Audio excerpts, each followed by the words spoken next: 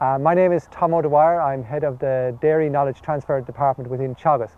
And we've had a very successful day, open day at Teagasc Moor Park today. And the key challenge for dairy farmers after today is build on the lessons that they've learned today. The key lessons today have been around grassland management, breeding, herd health and cost control.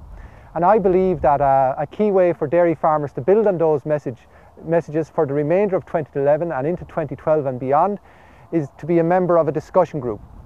because a discussion group is a very positive environment for the farmers to discuss the ideas they've heard today, to debate the new pieces of knowledge that they've picked up today, and to allow them to come to a decision which suits the group and which suits the individual farmer. And even more so than that, I think it's very, very important that the dairy farmer has the support of a Teagasc dairy advisor who will,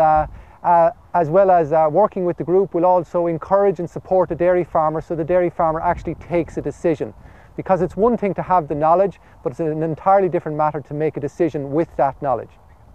The main way that we engage with dairy farmers currently is through a network of discussion groups. We have 80 dairy advisors spread at various locations throughout the country, and they engage with of the order of 380 discussion groups presently,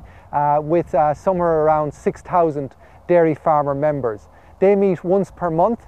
They have a set agenda for that meeting on a monthly basis,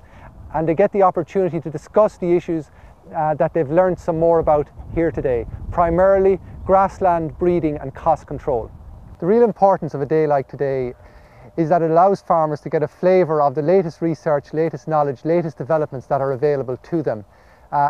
In a very short format, all on one site, they learn about the latest developments. But really, to get real benefit out of a day like today, I believe that they have to go home, to reflect on the lessons of today, to talk about it with other neighbouring farmers who have been here, to talk about it with their discussion groups. I would strongly recommend that any farmer and farmers who are members of groups, that on the agenda for the next discussion group meeting following a day such as today, that the prime item on the agenda would be a review and a discussion about today's event, so that they could identify the main messages from today that are of relevance to their group, and from that then go on and make some decisions about how to drive the group forward. I think the arrangement we had here today, whereby a large group of farmers were in front of a board listening to a presenter for a short period of time,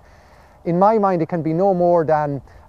awakening the interest of a farmer in a new piece of knowledge, a new piece of